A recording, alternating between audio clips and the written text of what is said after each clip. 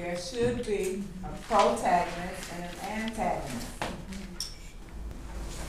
The protagonist wants something, or needs something, or is dealing with something, whatever that issue is, that's what the protagonist is faced with.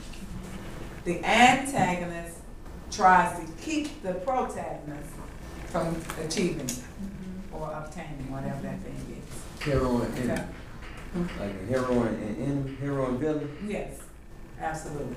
The basic hero and the villain, right? And so the protagonist could be the villain, right? Say you're writing about a neighborhood, and a neighborhood there's some murders going on, or whatever. And what is he trying to do? He's trying to keep killing. And then the antagonist is trying to prevent that, or stop him, or catch him, or whatever, right? That doesn't mean, because the hero doesn't have to be the main character. That's what I'm trying to say. Okay. But you have to have some kind of conflict. You have to have a point at which they clash, right? You have to have a point at which they clash, and then you have to have some type of resolution. It doesn't have to be fixed, but it has to round out the story to the end. Okay? Okay, here are some tricks. As I suggested, you develop character sheets. Now, I'm a person who writes. I have friends who write as well, and our methods are totally different. I have friends who write. One of my friends, Rodney, you all might know Rodney Johnson, R.M. Johnson. When he writes, he maps out the whole book, chapter by chapter. And he has papers posted on boards, and he knows what chapters, who the person is in each chapter, what they're gonna do. My writing is real different from it, but that's one way to do it, outlining. Like you would if you had a paper to write, outline the story. You start where you know where you want it to begin and where you want it to end. And then you work towards making it happen.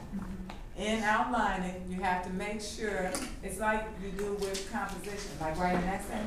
All writing is based on that same essay model, where you have a thesis, right? You have some main points, like an essay, you have, you got to pick the chalkboard. You have like a basic 5-paragraph essay, right? You have, what is this paper about? So if I say, what is this book about? You're supposed to be able to say it in 1 or 2 lines. It's a difficult thing to do. But you're supposed to be able to say it in 1 or 2 lines. Like if I say, what is this paper about? You can say, this is about such and such, right?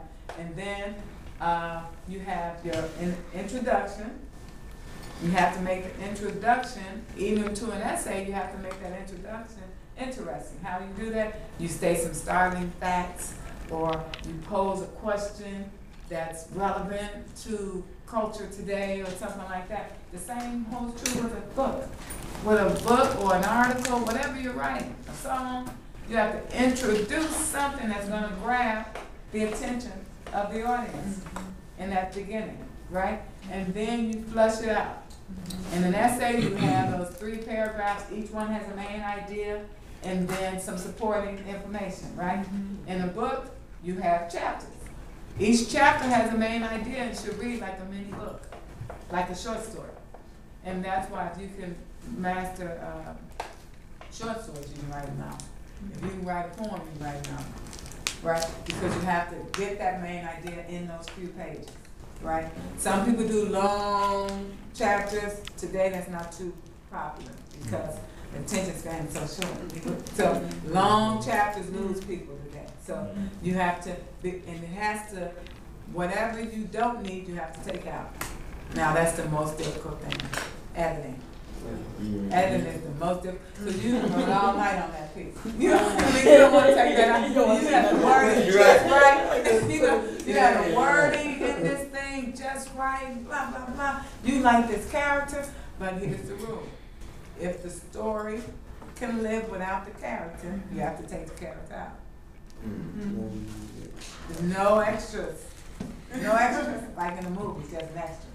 If the story, and if it is like this scene, say you got downtown, you got these people, you might zero, because in writing a book, you remember like the camera zeroing in and spanning out, right? So if you're gonna zero in on the lady in the red dress, it's still saying something about me, the character. We're zeroing in. Because she's not that relevant. She's just there. Extra in the movie, you don't really, I mean, you know, it's the guy checking out, but it's to tell you about what kind of guy it is. Right. What's not the lady. Right. You're never going to see her again. Right. And that's how those extras should be in your book. You don't give them 2 pages about the red dress and the lady. Because nobody cares. And if you're not going to see her again, then you have to find a way to sum up what you want us to get about the lady that was related to that character in a couple of paragraphs at the most. But you can't do it, and you can't take me 5 pages. I saw this lady recently, she was talking about, it's the mother and daughter team that do these vampire books.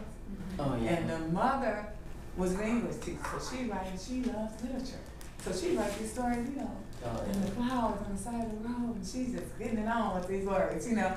And then the daughter, how that mother and daughter team got so successful, they're super successful now, is because the daughter came and said, you gotta take the flowers out. That's too much about the flowers. What color were they? That's enough. You know, you can't put the petals in the shapes of petals.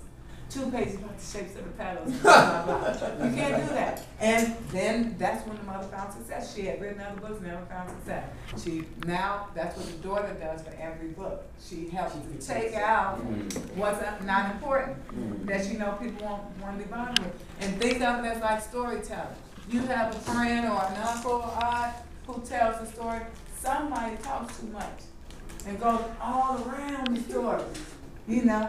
And then somebody else is the perfect storyteller because they're going to dramatize it and, you know, just make it exciting, right? Even if it's a simple story and you like listening to stories, if it's, imagine if right now I'm talking to you about this, and then I just say, because when you fry fish, you probably shouldn't have the grease that hot. That's what happens. That's what happens. Just like what you did. Everybody's looking at me like, what is that? I knew what she was doing, but it was like, that's what happens in your book. That's what happens in your book. When you're talking about this scene, and you're talking about this scene, and then I frying fish.